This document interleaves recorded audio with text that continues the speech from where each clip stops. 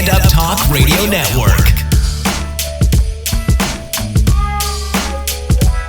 I'm pretty sure that you have a way harder time getting through life than the average person, Ari. I don't know why anybody would listen to this. I know I won't.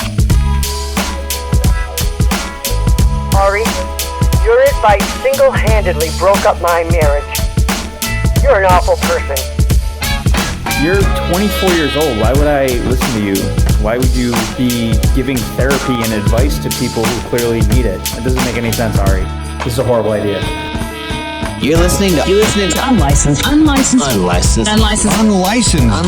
therapy with Ari Manis. For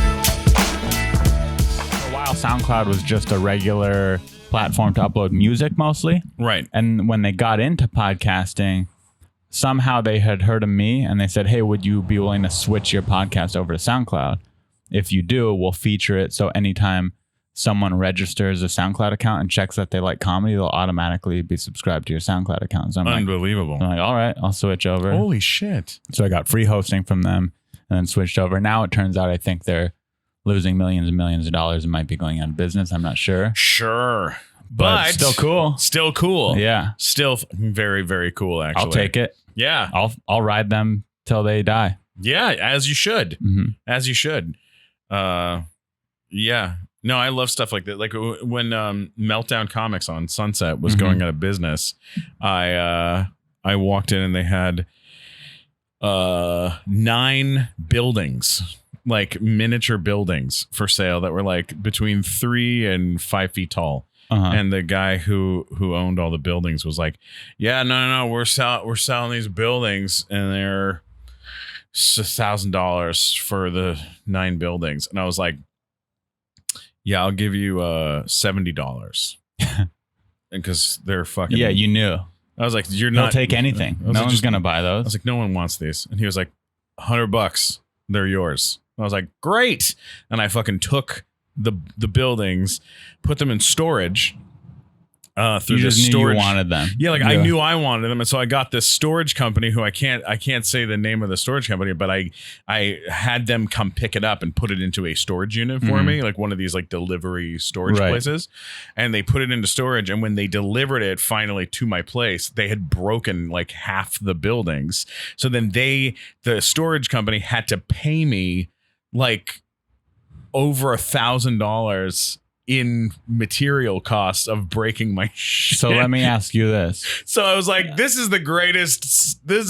If I could just repeat this scam repeatedly, right, you'd be rich. I would be rich. Who else wants to sell me cheap fake buildings that I can then That's what I was going to ask raise you. the cost on? I was going to ask you, in retrospect, do you wish that they didn't break the buildings and you had those buildings, or are you like, yeah, I'll take the $1,000? No, I mean, I rebuilt the buildings myself. Oh, you did? Okay. Yeah, like I took them home. So you got best of both worlds. I still have the buildings. My girlfriend, by the way, hates the buildings. Yeah, what do you do with the buildings? Are they decor? Well, I wanted to do what you did and have like build like a little set behind my couch of like buildings, like late night set. Okay. That made of buildings, and she thoroughly does not like that idea.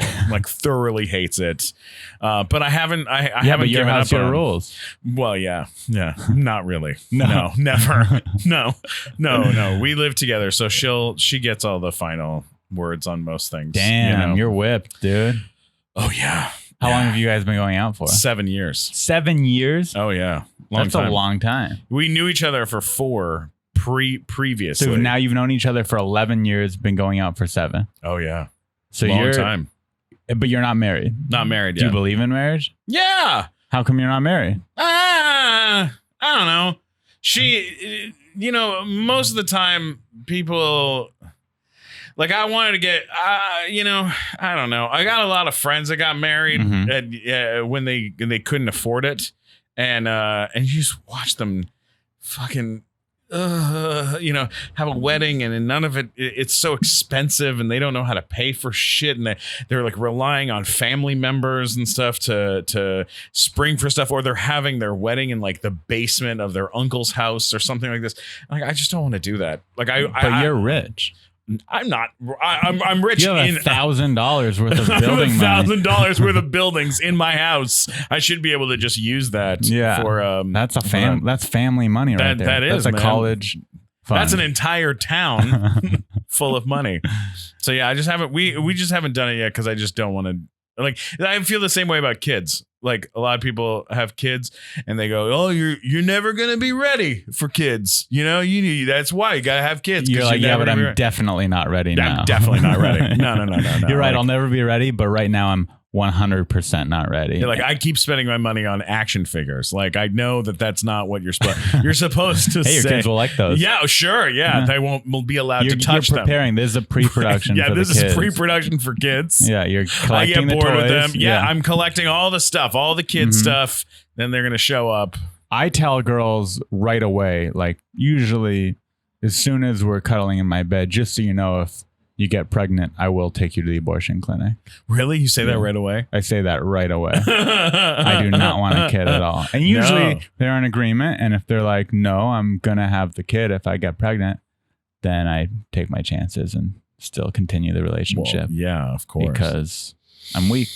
Well, I have no you're a willpower. man. You're a man. You gotta, get it when you get. I'll worry get it when about you it can. later. Yeah, worry about the say, babies. okay, well, I won't be happy with it, and I'll be very persistent on you getting it aborted. Yeah, I want you to get an abortion after the baby's already born. Have you heard of financial abortion? No, what's that? Financial abortion. It doesn't exist. It's not a thing, but it's an idea. It's what's the word? I don't know, but it's a thing that people propose. Okay. And it's when, let's say you were to get your girlfriend pregnant right now. Right. And you said, hey, I do not want this baby at all. I'm not ready for it. I don't want it. I would like you to get it aborted. And she goes, well, it's my choice. I'm the woman. And you go, that's true. And she goes, I'm keeping it. Then because you didn't want it and ahead of time you didn't want it and she could have gotten aborted but didn't, you are not held financially responsible or responsible at all as a father. And you have no care in the world for the child. You don't have to take care of it. You don't have to pay for it at all. Oh, so this is not a thing that exists yet, but it doesn't exist. This is something that, you're cooking up. You're what working do you think? I think obviously it's controversial. Not everyone's going to agree with it. I think it's a pretty great idea. I think if you can get out of it, if you don't want to be a parent, you shouldn't have to be a parent. Right. And you gave her warning. You said, listen, this is your choice. Yeah. But if you have the baby, you're on your own. Right. It's not like she has the baby and you go, actually, I don't want it. Right. You're saying it right when she gets pregnant. If she catches it early enough, you're going, listen, I don't want this baby. I don't want this baby. I will pay for the abortion. I will do whatever it takes, but I don't want it. If you have it, you're on your own. Sure. That's kind of fair. I think that's done pretty frequently. I'm pretty Maybe sure. off the books, but according to the United States government, yeah, you still have to you're pay. responsible for that baby if you have that baby. If it's your Sorry, DNA. fellas. Sorry, it's not. We're not there yet, but we're trying.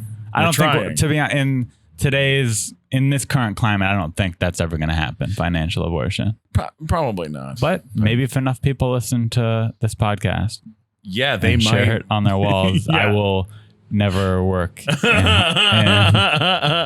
Los Angeles. Is what would happen. Yeah. That's fucking hilarious. So yeah, that's financial abortion. I don't know you that well.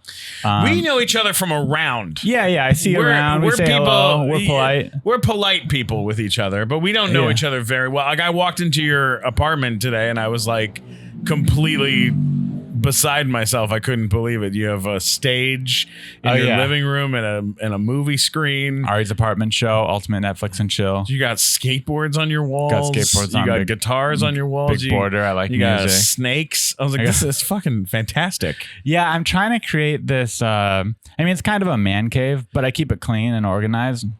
And you just need a wall of swords. I would love that. I have a whole collection of swords. I have 9 swords. Do you just like them? Yeah, I just like swords. These are real swords. They're real swords. Are these from movies? Are these some from of them Chinatown? are from movies? Where are these? No. They're very cool.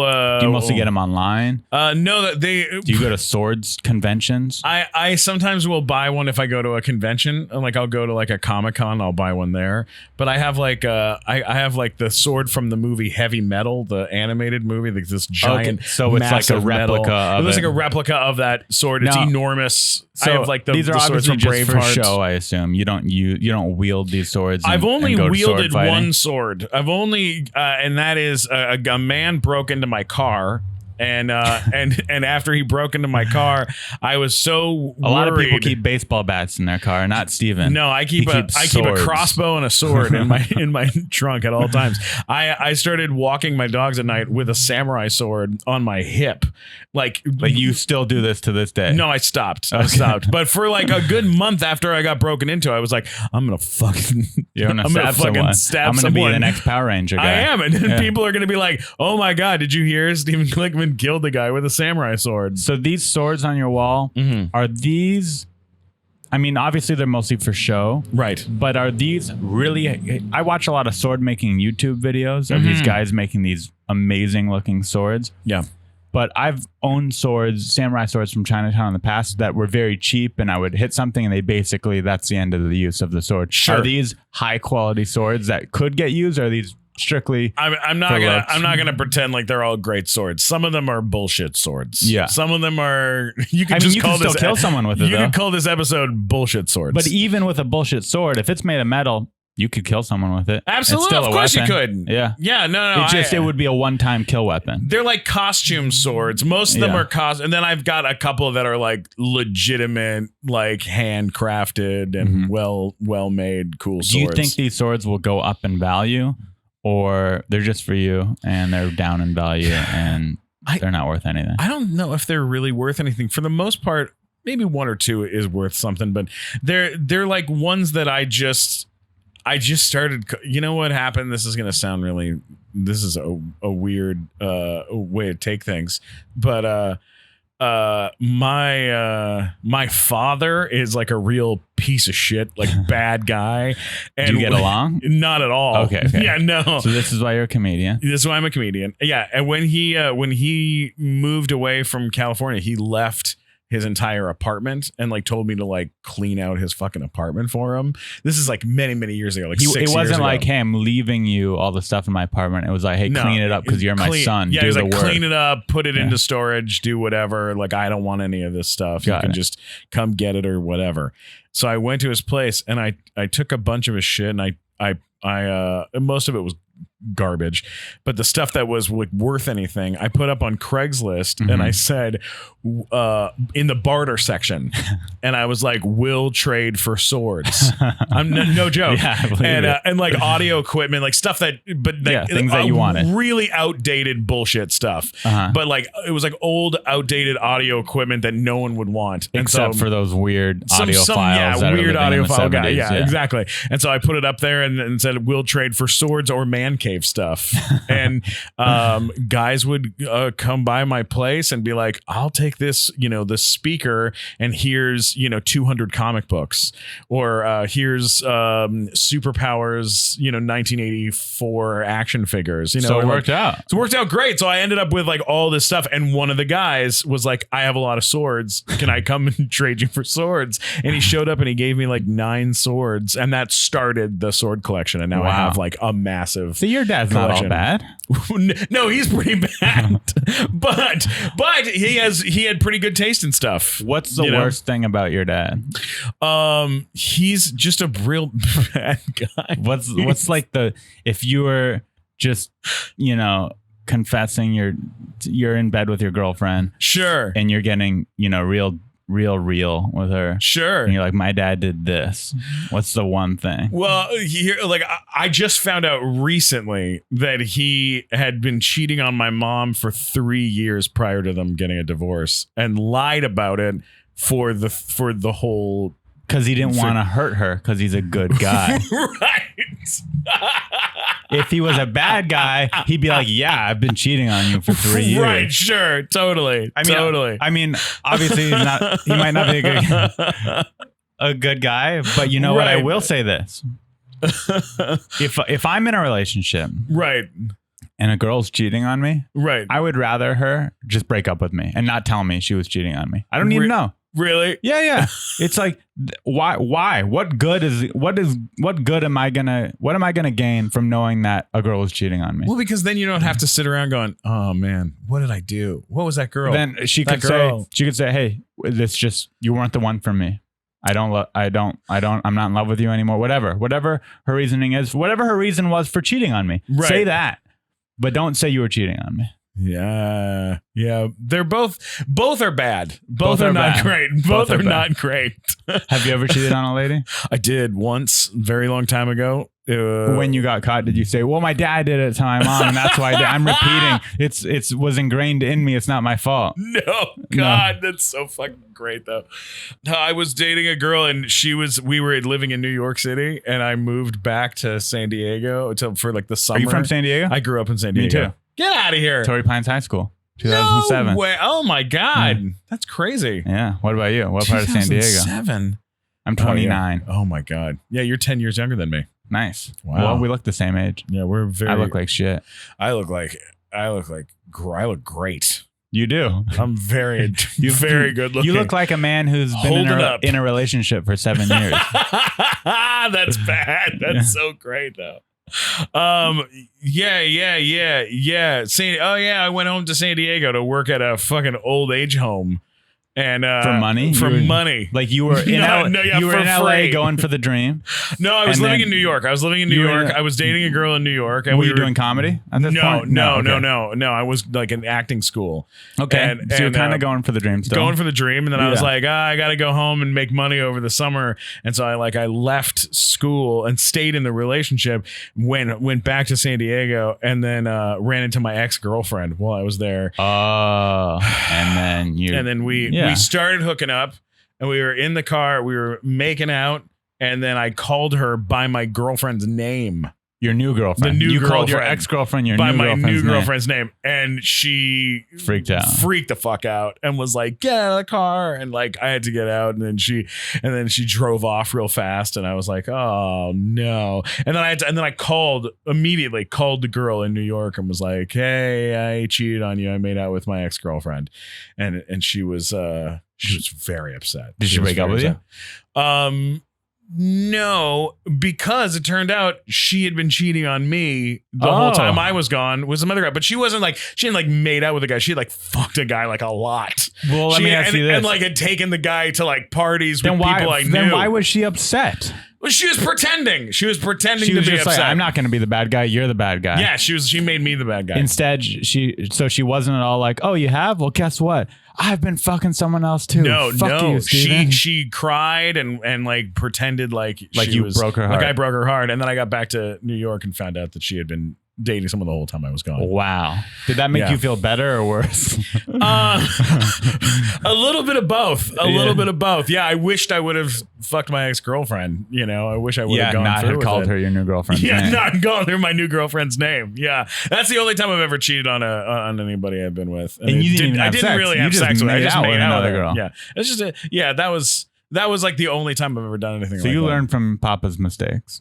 Yeah, well, I didn't know that I didn't know he had cheated on my mom until literally like a month ago. Your mom told you? Just so you know, I kept this from you. She ran into someone who told her just randomly. They've been divorced or they're together? They've been divorced. My mom and my dad have been divorced since I'm 13.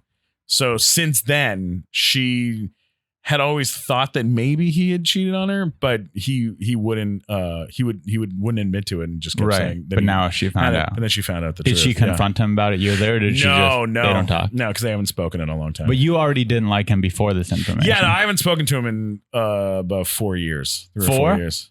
Yeah, what happened 4 years ago? Well, so here's this is the story. You ready for the story? Yeah. All right, this is the story. I'm excited for the story. So when I was like 13, 14, like right after they got divorced, he moved away. He moved to New York City, and we were still living in San Diego. And then after a pretty quick period of time, he was like, hey, I can't afford child support. And I can't pay alimony because it's too expensive living in New York. Right. And I'm reestablishing myself. And what was he pursuing in New York? Like he was like a business guy who did wrote marketing. campaigns and things like that. So he was like, I got to reestablish my whole career in New York. It's too expensive. I can't pay for any stuff. Right. So that, she was like, all right. So she had to like find a job and figure things out, and she, I was in the 7th grade. Was she actually like all right, or was she like, well, that's unacceptable? No, it was, and he's like, deal with it. Yeah, it was more like deal with it, kind of situation, because she, then she had to figure out how to make it work, right? So she's single like, mom, single mom, struggling, trying to pay for a 13-year-old and a 9-year-old, so she's doing all this stuff, right? And then he.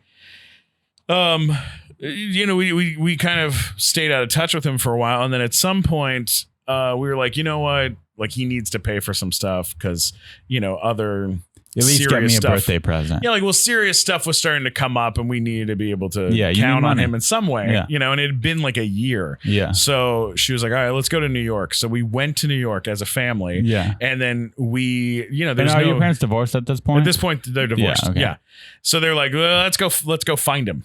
And so they had his address of his like 1-bedroom apartment that he was living in New York City. Yeah. And so we like went through New York City, and this is like before GPS and all and phones and shit. So you just have, you have like a map, so you're like walking New York City with a map looking for this address. And we finally found the address, and he was living on the 23rd floor of the Golden Trump Tower in Columbus Circle. He had the floor below Steven Spielberg. So he was killing it. He was killing it. He was worth millions of dollars, and he had been pretending to be broke, living in a so that he didn't apartment. Pay child support. Yeah, and so then she had to go to court and like get him to like, then they had to do a thing. They do this thing where they like look through your finance. They have to like bring in a forensic attorney to like go and look through all your money and stuff, so that he would start paying his shit. So. Throughout my life, he's done this. He did it again. He pulled the same thing again. He goes, I'm broke now. He goes, last time I know I wasn't broke, but this time I'm actually I wasn't broke. Yeah, and then he goes, I'm broke again. Right. And so he did that when I was like 22, somewhere in there. Well, at that point, you got to take care of yourself. Well, yeah, no, it wasn't for child support. It was just alimony, like same kind of thing. And then we found out that he had like a 14-bedroom house in Texas that he was living in. And he was making a bunch of money. So it was like same kind of thing. And they had to do the same thing again, bizarre. The same kind of bullshit, right? And then a couple of years ago, about 7 years ago, he had a stroke out here, like while living, out here, and like everyone came to his aid, and my mom even came, and everyone was like trying to be supportive. I was there for him. Everyone was there for him. And then he was like, I can't pay for I can't pay for alimony. I have a stroke now. And then everyone was like, it's okay. And so I paid his alimony while he was like laid up. Like I took care of my mom so that, because he couldn't. And then he was like, oh, now I'm really broke. Now I really don't have any money. I can't pay for anything. And he kept doing this for like a good year, and then a year or two, and then I ran into him, and he had a brand new car, and I was like, this is a fucking really nice car, and he was like, oh yeah, it's a friend's car, and I was like, this doesn't look like a friend's car, and then my mom talked to some people, and they were like, maybe he's doing this weird thing again. Let's see if he's trying to do it again. Maybe, yeah, for the third or fourth time. Third time in like our lifetime. So we looked it up, and he had been doing stuff like going like, I can't pay for the movie tickets for the movie theater tonight. Can you buy movie tickets, Steven? And I'll pay you back. Like shit like that, Is he a con artist? Kind of a little bit. So long story short, he had ended up, it was like June of that year, and he had already made over $1 million and was full of shit. It was like completely full of shit. So I had to get an attorney. You had to sue your own dad. I had to get a guy to serve papers to my dad and like set him up. That's uncomfortable. It was bad. So yeah, I have not had any contact with him since then. Okay, so I want you to know, based on these stories, I'm on your side. Well, thanks. I appreciate that. Yeah. Your dad sounds like a bad guy. He's a bad guy. But my mom's a great lady. And your mom's a great lady. But like, this is what maybe did you do something to him when you were a kid? Like, I just want, what's his perspective? What's his side of it? I used to wake him up in the middle of the night with like a knife on his throat. See, so maybe it all comes full circle. Oh, there we go, and it all makes sense. So, do you see yourself ever talking to your dad again? I don't think so. I think I'm kind of done there. I mean, I'm gonna be 40 in March. You know, Like, okay. I'm kind of done. What if you found out, not even from your dad, Right. that he was in the hospital and he's sick? He suffered another stroke. I Whatever. think I'm Would you visit him? Would I don't you call think so. him? Well, I don't know. First of all, I don't know where he lives anymore. Like I've had zero, like no, I have no contact, so I don't know where he lives or where he's at. And his family can't contact me because I've blocked all of them across all. You don't like them either? No, they're all. So it runs in the family. They're all kind of garbagey people for the most part. Wow. You know? So I mean, like my mom's whole family, like everyone on my mom's side of the family, they're fucking wonderful people, Right. Great cousins, great family. But I didn't really ever know anyone on his side of the family. They Right. always were kind of on Kept the to outs. And then, themselves. yeah, for the most part of what I do, Unless know, they they're all needed kinda- money. Yeah. Yeah. Yeah. And they would do stuff like hit me up and go like, hey, my kid wants to get an agent. Can you hook them up? And I'd go, who the fuck is this? You know, and it'd be like some uncle I haven't spoken to in like 20 years. So yeah, for the most part, I just done, you know, which is, I Sounds think like you deserve that. I think it's Or okay he to deserves be that, done I at should say. some point. Like at Yeah. some point, I think you gotta be when like, when do you just have to say, I give up? I gave you 3 chances. yeah, I give that's you 3 chances. It's a lot of chances. 3 And you- strikes, you're out. Yeah, and you kind of go like, it's also safer for my life to. It's a shame that it sounds like each thing was over money, you know? Yeah, It's like just money. It's just huh? money. Money drives. I've broken up with a girl over money before. really. Yeah, I mean, I dated a girl. I dated this girl, and I kept breaking up with her and getting back together with her. And a friend of mine finally was like, "What? Like, why does this? What's the deal with this girl and you? Like, I don't understand why you guys are so, you know." And I was like, "Oh, you know, she's really great and hot, and we have a great time together and all that stuff." I go, "There is one weird thing. Every time we have sex, I break out in hives." And he was like, That's real? Yeah. And he was like, what are you talking about? And I go, almost every time we get together, I end up like, whether we have sex or we're just hanging out, like I end up breaking out in hives, like all over my arms and my face and shit. And he was like, I think that's your body telling you to not be around this girl, that she's a bad person to date. What? And what was caused? Did you ever find out what caused that? I think it was her, like she had like some sort of lotion or perfume that was causing me to break out in hives. Wow. But that's the only time that's ever happened in my life. Where you got a sign from God not to date a woman? Yeah, like literally like red welts showing up on my fucking face, on my face and shit. Where the Lord himself spoke to you? Yeah. Literally. Yeah. I was like, okay, well, I should probably not be with this girl. So, you know? So when you broke up with her, was she like, why are you doing this? And you were like, well, you literally break me out in hives. I was like, look at me. Yeah. I physically can't be around you. I can't be around you. You're a nightmare. Break out in hives. That might just be a Jewish thing. You know? Are you Jewish? Yeah. Are you? Yeah. My name's Ari. Yeah, Ari. Yeah. Since I moved to LA 7 years ago, I have not done anything Jewish. Really? No, I haven't, but I have gone to the Church of Scientology maybe 10 to 12 times. No, you fun. have not. Really? Yeah, me and my friend Abby, we just go inside the church and just walk around and and roam around. And I got the vice president of the Church of Scientology on Franklin to come to my show at the Improv. No. Yeah. Wait, what did he say after he saw you? So on he stage? thought I met him and he goes, oh, you're a comedian. He goes, we have a lot of celebrities in Scientology. They're trying to recruit me. Right. know? Of course. Yeah. Yeah. And I was just telling them what they wanted to hear. I was like, I'm very interested.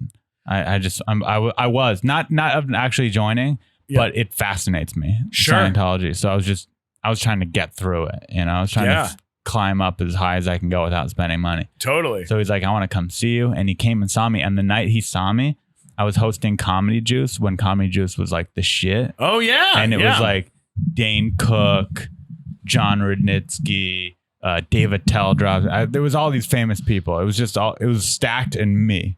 Wow. And he was probably rock hard that he was thought he was recruiting me, and I was on this show, and it was awesome. He's like, I'm gonna get a big fish. I still get mail from them. Oh yeah. And most people are like, oh, that sucks. Now you're on their list. No, I love it. Yeah, I love getting voicemails and magazines from the Church of Scientology. That's so funny. That's incredible. Yeah. Well, and they made some good movies, you know. Did they? Yeah, sure. What movies? The one he made that movie, Battlefield Earth, right? Battlefield Earth. It was like a real feature. Yeah, with John Travolta. When he had the dreadlocks. No, it's a terrible movie, but it's a good bad movie. Yeah. You should watch that. But it was a real theatrical release produced by Scientology. Battlefield Earth was made by L. Ron Hubbard. Hang on, I gotta double check. I'm definitely gonna go watch that. Should I double check it? If we say it, it's facts. No. I ended up, so I don't know if you know Abby Roberge. She's a friend of mine, Connor. Yeah, I know her. And it's a man, so you don't. I don't know. I thought I know her. I don't know her. Oh no, Abby. Yes, I know Abby. Blonde hair. Yes. Yeah, looks like a villain in an 80s movie. Okay, you do know. Yeah, okay. I know Abby. Yeah. So he talked about us going to the Church of Scientology on stage. He did a joke about it. Yeah. And Laugh Factory put it on their YouTube. Oh shit! And it, of course, got over 1 million views. Went nuts. And then we went back to the church for fun, like we do, and they kicked us out immediately. Really? Yeah. They said, we saw you on YouTube. You have to leave. Really? Yeah, that was the conclusion to my Scientology adventures. Wow. So I'm no longer wanted there. Oh, that's too bad. Yeah, it's okay. It's all right. I'll find. Maybe I'll find a rabbi. Sometimes it's worth a bit. You know. It's worth a good bit. I'm still there's a few documentaries that I love to watch. Every Scientology documentary that comes out, everything about Scientology I watch, I'm fascinated by. Yeah. Everything about World War II and everything about North Korea. Those 3 topics, I'm just so engaged. Cults and evil people are just so interesting to me. Oh, I get that. I'm like, what? How did you do this? So how did you get started in stand-up? Where did you come from in the stand-up world? No, I did it a couple times in college at UC Santa Cruz, and I did well. And in my head, I was 20 years old, and I did well a couple times. I'm like, well, I'm great at this. Right. And I didn't even know, you know how a lot of people like start in a small city, then move to LA when you're ready. I was falsely confident, but I also didn't know you were kind of supposed to do that. Yeah. I was like, oh, if you want to be a comedian, you go to Los Angeles or New York. Right. That's what you do. Yeah, it makes sense. Yeah. So I just moved right to LA after doing comedy, you know, whatever, a handful of times. Yeah. And just started doing it. That's cool. And I'm here doing it. I got a job as a door guy. Where were you a door guy? At the Comedy Store. Doing that. I was a door guy there too. You were? Yeah. I didn't know that. Oh yeah. For how long? 1 year. I was a door guy and I worked in the phone. I was a phone operator. How long ago was this? 2006. So did you know the Shores and all that? Like, did you know Mitzi? Did you know Polly? Well, I mean, Mitzi was at my showcase where I got passed. Okay. And it was me and Owen Smith were the guys that got passed on that show, which is crazy. I did not know that you were a door guy at the Comedy Store. That's cool. Yeah. No. When I worked at the club, it was Tommy was, the booker, and Dean Gilbert was the manager. Right. And Dean found me. I was working at the Friars Club in Beverly Hills as the MC and the piano player over there. Oh, that's and cool. so then he was like, "Hey, you want to come over?" Yeah, he was like, "Why don't you come over and play piano at our club?" And then I was like, "Oh, okay." And he was like, "Yeah, you can do like 1 day a week." And I was like, "Well, I need like a job." Yeah. And he was like, "All right, well, you can work here if you want to." And so then he gave me a job working as a door guy and working in the phones. Wait, so did you ever play piano at the store, like Jeff Scott's? Yeah. I would do when Jeff wasn't available. Like I would do play. that. I would play instead. That's cool. Yeah, and it got me. It kind of like I really, really appreciated the store. Like everybody that I worked with at the time. I worked at I was in a weird period because it was like Tony Hinchcliffe was the last door guy hired before I left. So you and Tony were door guys at the same time? Literally for maybe like 2 weeks, 3 weeks. Yeah, maybe. And then you quit and he was the new guy. He was the new guy. Yeah. Yeah. So I was just prior to him, and everyone that was working just prior to him was it was a lot of people that, like, I don't want to classify everybody in the same way, but it's like classes though. There's yeah, classes. But my class that I was in was kind of a garbagey class, except for a few people. Right. Like Sean Halpin was in that class, and he was a nice guy. Yeah. Jimmy Pidd was in that class, but he didn't really give a shit about stand up. You know, and not as much, at least. Like, I really like Jimmy Pidd, but he just wasn't. He wasn't doing the same thing that everybody else. Everyone else was like the comics that I knew that were like trying really hard to like make shit happen. I feel bad saying that about Jimmy Pidd, but I don't know him. I've heard of him, but he doesn't live here anymore. He lives back in Chicago, and he was a nice guy.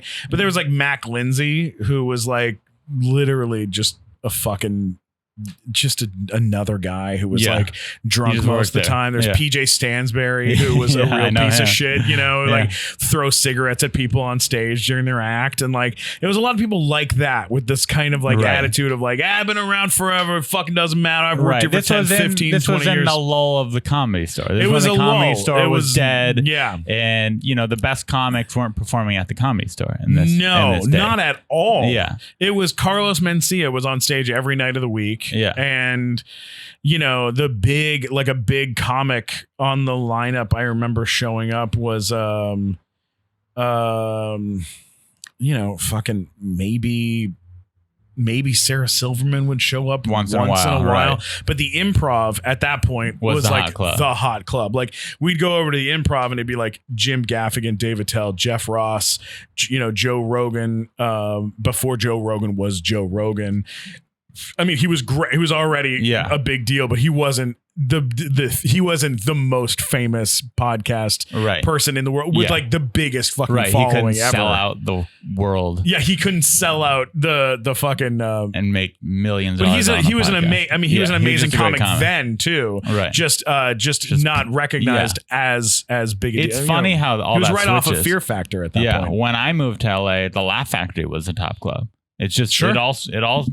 It's all up. switches so around. Yeah, because thing. There was a time during the Laugh Factory where Dane Cook was. Yeah, he was the biggest comic like ever. Yeah, and that was his home club. So there was lines wrapped around the block. Yeah, fuck yeah, of course. It's also interesting, just like there's this lineage at the Comedy Store of door guys, but because I'm newer. Yeah, I just didn't even know you worked there. Yeah, no, I really liked working there, and it was a really, I took it as a like, I'm a big historical guy, so I was all about like, I wanted to know about the first paid regulars. Like, I wanted to learn everything I possibly could. And I actually went to a video store that was going out of business, and I bought all 50 VHS tapes of all the stand-up specials that they had when they were going out of business. I got like Dice's first special and Richard Jennings' first special, all these guys. And I brought all those into the office and kind of made it like a viewing room where you could sit and watch old specials to learn from some of these people. The video room. Yeah. Well, it was just it was the office upstairs. Like it was before the video room was a room. Then now it's a bar. But back then it was just like, you know, trying to like get good and learn and get up as much as you could and getting to watch guys like Duncan Trussell on stage do like fun, weird, experimental stuff. Yeah. And, you know, it was a fascinating, dark, fucked up place at that time. And then two big significant things that happened to me when I worked there. First thing that happened was a guy, Joe Rogan was performing one night on stage. So three things. Joe Rogan was performing one night on stage. A guy in the audience tried to throw a glass of something at Rogan. And then me and Dean Gilbert choked a guy, that guy out and dragged him out of the club by his neck. And that was, I remember that being a very intense moment while I worked there. Very intense. This is before. Now they have security guards there, but at this time I was security. Yeah. There was no. Now there's guys with guard cards that are 200, 300 pounds that work there. That's their job. But we didn't have that. Yeah, they didn't have. Back then it was just me and Jimmy Pitt trying to stop crimes. Right. And then there was There's a story where I went out with this girl, and she was a blonde, very pretty blonde girl, and I like her. She came over to visit me in the office, and she walked up to Mitzi. Mitzi was downstairs in the downstairs office, and she walked up and said, "Excuse me, do you know where Stephen Glickman is?" And she went, "I don't know. Get out of here. You're not supposed to be here." And so this girl turned around and just walked out. And Tommy, the booker, came running upstairs, and he was like, Mitzi wants to fire you. She hates blonde women, and she's always hated blonde women. And this blonde girl just came in looking for you, and she told me to come up here and fire you. And I told her not to, and that you're great, and just to let it go. But if you ever fucking do this again, he started yelling at me. He was like, "You ever do this again, we'll fucking throw you out on the street," and all this other kind of shit. And so I remember that being like a really bad day, because I was like, oh shit, like this. I almost lost my job at the Comedy Store. I didn't even get to showcase. Mitzi already hates me.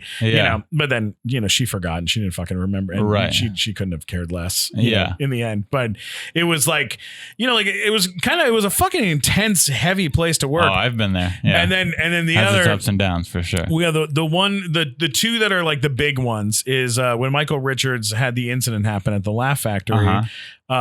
Mitzi called me and told me to call him and tell him he was banned and couldn't come to the club anymore. So you called him. I called Michael Richards and said, "Michael, you can't perform here." Mitzi said that you need to take some time off. And what did he react? What was his reaction? He went. Yeah. That's that's fair. That's fair. All right. That was it. It was like real soft and sad. And I was like, oh my God. And it was my first time ever talking to Michael Richards. And I was such a huge Seinfeld fan, but that was such a fucked up thing that happened, So that was like that was a weird thing. But the number one craziest thing that happened to me when I worked at the Comedy Store, hands down, number one, wait, with a bullet. Wait, before you say this. Sure. Have you ever spoken with Michael Richards since? Never. I mean, now I'd love to have some sort of interaction. I'd love to talk to him about it, but no. Okay, now the final, the big one with the bullet is there's an incident that happened where it was kind of a famous incident where Carlos Mencia had stolen a lot of people's material. Yes. Joe Rogan approached him with Red Band. They filmed it. Yes. Well, at the time, Carlos Mencia was the big star at the store. And so Mitzi called me and was like, "Steven, you have to call Rogan, tell him that he can't come in and perform during the week, during the weekends, only during the week." And I was like, okay, all right, I'll let him know. And she was like, "Yeah, you can't do that stuff." And I was like, all right. So I called Rogan and I go, "Hey, it's Stephen Glickman from the Comedy Store. Hey, I hate to tell you this, but Mitzi just called and said you can't perform on the weekends. You can only perform during the week, just until this thing cools off." And he was like, "All right, fine, whatever. I guess that's fair, right?" About 10 minutes later, Paulie called me and goes, "Hey, bro, it's Paulie. Hey, you got to call Rogan. Tell him he's banned for life. He can't perform here anymore. Banned from the store." Oh, and my I was like, God. I was like, "What?" And he was like, "Yeah." And I go, No, Mitzi already said he can perform during the week." And he was like, "No, bro, you got to call him. You got to tell him he's banned for life." So I fucking called Rogan back and I was like, "Hey, I'm so sorry to tell you this, but you are no longer allowed to perform at the store. Paulie just called and said you're banned for life from the club." For life. For life. Oh my gosh. So then Rogan said, I'm so sorry that this is going to happen to you. You seem nice." And then he hung up. And then he took the phone number for the store and put it on his website and said, "I just got banned because of this video. Call them and complain." And so every day, 1,000 times a day, the phone ring, I go, "Comedy Store," and it'd just be some guy going, "Fuck you, dickhead," and then he would hang up. And I answer the phone, "Comedy Store," and they'd go, "Fuck you, you piece of shit." Just one after another, just Rogan fans calling and screaming at me on the phone the rest of the day. Oh my gosh. So that is some good history. I did not know any of that happened. And it all changed around. Look at how it is now. I mean, Joe Rogan is the guy at the Comedy Store, and he performs with Paulie all the time, and they're friends. It just life is fucking weird. Let me ask you this. Yeah. Do you and Rogan, does Rogan remember you as the messenger? Are you cool with him? We're okay. We're okay. We're not.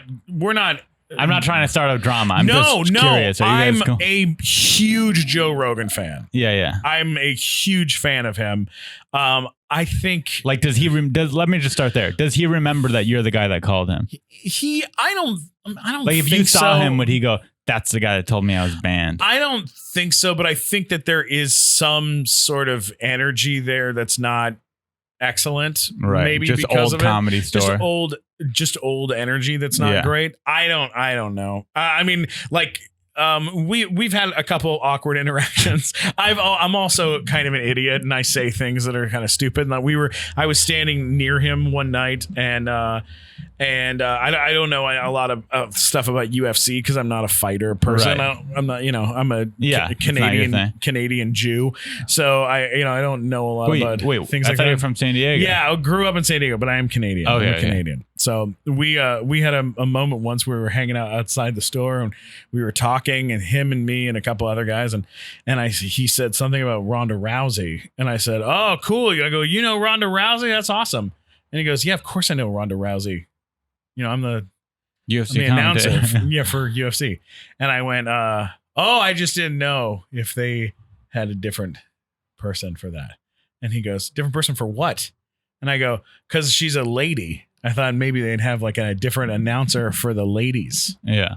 And he went, "What the fuck are you talking about?" And that is the last thing he's ever said to me. And that was almost 2 years ago. God. So I kind of fucked it up. I kind of fucked up a little bit. No, you're not a UFC fan. I don't know that shit. You're not man. a UFC fan. Look, that's an honest question. I know a lot of stuff. The stuff that I know. Sorry, I don't know. I about just UFC. didn't know anything about it. And then I ended up looking like an idiot, Well, but I love the guy. I think he's he's a very talented guy. Well, thanks. I appreciate you. Before we get out of here, sure. This is the point of the show where we give some of these callers some advice. Okay. So this is unlicensed therapy. I just gave you your therapy, but not really. But you know what I mean. Very good therapy. Yeah. So now we're gonna listen to a couple callers, and you can give them some advice. Hi, I'm contacting you because I'm having a lot of trouble with my daughter. She just started middle school, and she's become incredibly angry and rude and disrespectful and lazy. And I try to talk to her, but she just won't open up to me. And, she won't do anything to help. As I said, I'm a single mum, and it's a lot. I've got 2 children, and it's all on my shoulders. So she's the oldest one, and she's just so nasty, and I find myself becoming very, very resentful toward her, and I really want to try to save our relationship because I certainly didn't become a mother to end up almost disliking my child. Whoa, so I don't know if you can help me, intense. but I'm looking for some advice, any advice Oh my God. that would help. Thank you. That's a tough one, huh? I'll let you go first. Well, if your daughter is become an asshole, I think I think our kids are kind of in a lot of ways like kids are a lot of times a reflection of the parents, right? In a lot of ways. So if your kid is suddenly gotten real bad, there's got to be something else going on. There's got to be some sort of like. Oh, I thought you were saying if your kid's bad, it's because you're bad. No, yeah. It's probably because it's maybe they're getting it from the parent, or she didn't talk about the dad at all. Yeah, like maybe it's the dad relationship there. Maybe there's a bad relationship with the father. Maybe Are you a single there's mom? Yeah. Here's what I think about that. Ari will make love to you. Mom or the mom. She sounded hot. Hot accent. Yeah. Sounded like a hot mom. Your daughter, you said, was in middle school. She's going through puberty. Right. She's has a lot of emotions. She's starting to look at boys. Who knows what her friend group is? Does she have acne? She's going through a lot. This is a crazy time. Yeah. Take a step back, leave her alone. She'll figure it out. Make sure, as long as she's not on drugs, as long as she's not hurting herself. Yeah. let her do her thing, and then she's going to come back to you. You're her mom. She's your daughter. That bond is there for life. As long as you feed her and make sure she's not on drugs, it's going to be fine. Yeah. And I think be as supportive as you can but also give her the space that she needs. Mm-hmm. That makes sense. Yeah. Give her space. Make sure she uses condoms. And you're good. Yeah. That's it. Take it. You said, and you're talking about like, I don't want to despise my daughter. Yeah. You need to give yourself a break from her. Yeah. Sometimes parents need a break from their kids. Not only does she need a break from you, sounds like you need a break from her. There's nothing wrong with hating your kids. I hate my mom. It happens. So it'll all work out. Steven hates his dad. There we go. Do you really hate your mom? We don't get along. Maybe hate's a strong word. What? Yeah. Why don't you? What's the matter with your mom? We're just butt heads over everything. Really? She annoys me. She lies. Just like disagree with her point of view on the world.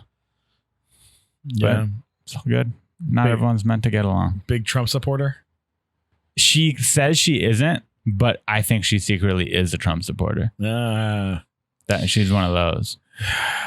I think she's embarrassed to tell people that she likes Trump, but I think she likes Trump. It can be hard. But I'm not into politics. If someone's into Trump, that's not gonna there's a lot of people in LA, if they find out that you like Trump, they will not talk to you. You are no longer could ever be friends with that person for the sole reason that you like Trump. If someone likes Trump, that's their thing. I don't care. I'm not judging someone for liking Trump. I'm not allowed to be political because I'm Canadian. So that's right. You have no opinion. I don't have my opinion. Supposedly doesn't matter. Right. Your opinion doesn't matter. I'm constantly told my opinion doesn't matter. So it's okay. But yeah. So it's for me, as far as politics goes, I don't like Trump, but if someone else does, I don't judge them for it. Sure. I have found that Trump supporters have better senses of humor than the people who hate Trump. Personally, I have this anti-Trump joke that Trump supporters will laugh at. Sure. And because they know that he's funny. Yeah. They know they get to laugh. Because I would rather perform for a room full of Trump supporters than a room full of LA liberals, personally. Really? Yeah, I'm not saying that's where my political beliefs stand. Sure. But I'm saying if as a comedian, I would rather perform for a room of Trump supporters. I think they could take things better and they don't get offended. It's an interesting thing to say. Yeah. Huh. Because I say some edgy things. Sure. I like saying naughty boy things. People get very. I did a stand-up show at a place that was a very young millennial place, and they got very upset with a lot of the things I was saying. Oh and were trying to correct me on. Well, I was like, it was like heckling, but where they're going like, the way you feel is wrong, actually, like stuff like that. And you're like, the fuck are you doing? Yeah, when you have a room full of young people who have been through less in the world than you are looking at you like you're like an old bigot, I'm just like, fuck you. Fuck. You don't know shit. I'm not a bigot. I'm making a joke. Relax. I made a joke that I got in some trouble for online from a bunch of young people. And I've realized when it comes to jokes and stand-up, I don't tell them on the internet. Like I won't tell them on social media. I don't post material on social media anymore. I was doing it for a while, but it backfires a lot because people can't get offended. Yeah, people can't hear your intention. People can take it and put their own spin on the way they feel about it, as opposed to material. When you hear someone say something, but I said something about how it's hard to stand against something when you heard the whole room laugh at it. Yeah. You're going to be like, well, I guess it was fun. People thought it was funny. So. Exactly. But if you just hear it in the vacuum of Twitter, suddenly it's like, oh my God. I tweeted every time a DJ dies, people say, oh my God, it's so sad, that's so sad. Oh, every time a DJ dies of an overdose, people are like, oh my God, that's so sad, and then I said, that's sorry to break it to you folks, that's how DJs die. You know what DJs don't die from? Parkinson's.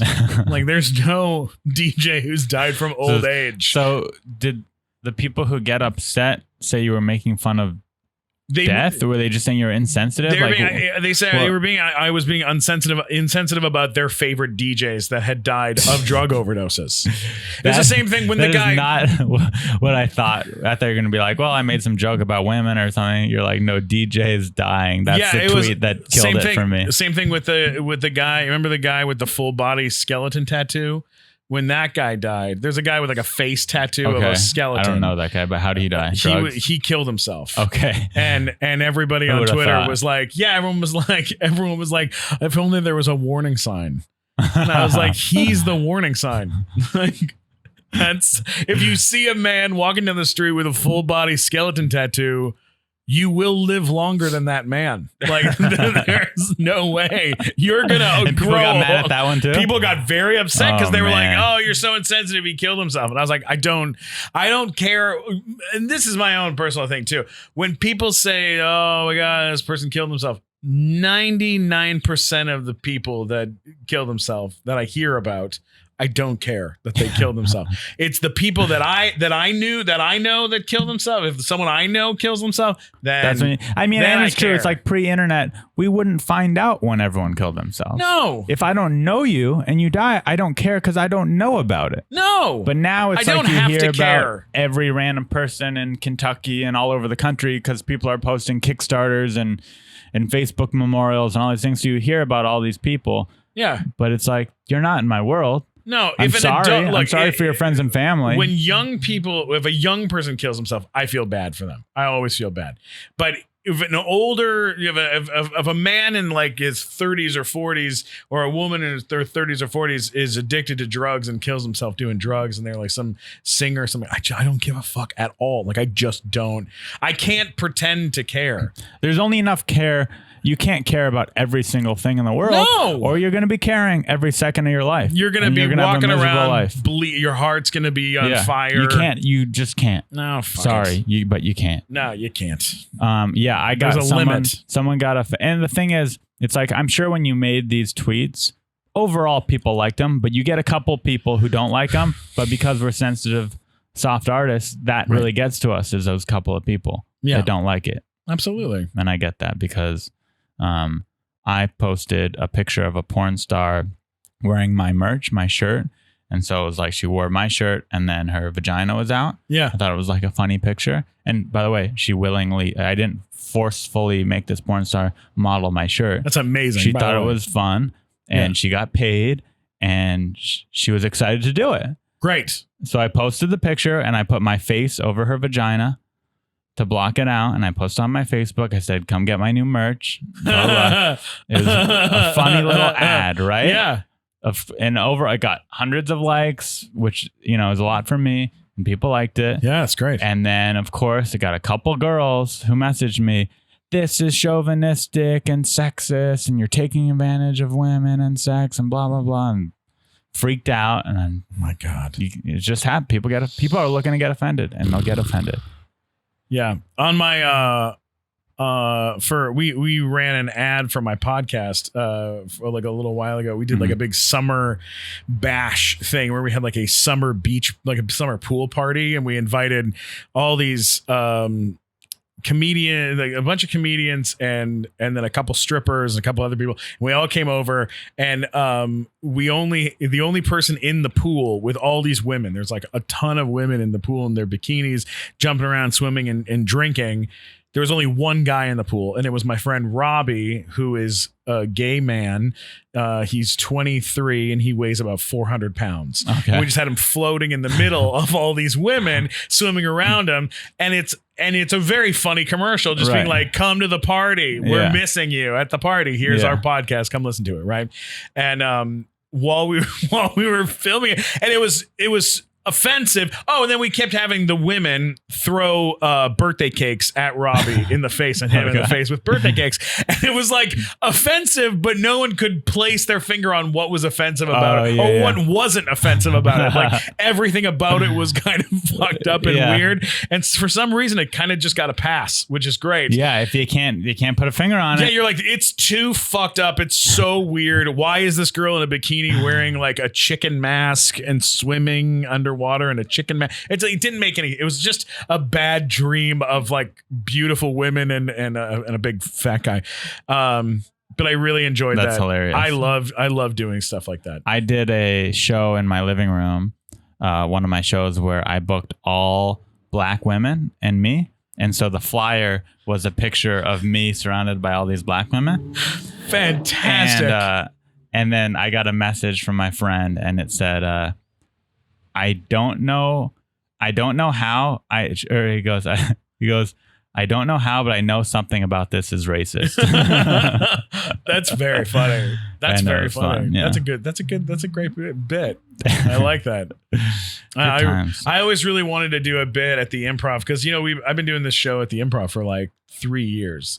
And I've always wanted to do a bit where our show got bought by the Koreans and just replace our announcer with like all Koreans. A Korean or the Japanese, the Japanese bought our show. And then you bring in Aiko Tanaka and a bunch of other female and male comedians that are Japanese and replace everyone on the show with like, instead of me, get like a fat Japanese guy and just do that for one show. It would be so much fun. It'd be so funny. But we haven't figured out a way to do it yet. But just do it. Oh, I would love to. Ain't and do it to in do it in Japanese. Like have everyone speak in Japanese for like the first like 5 minutes. Oh my God. That'd be so funny. I would love that. I think you got to commit the whole show and not the first 5 minutes.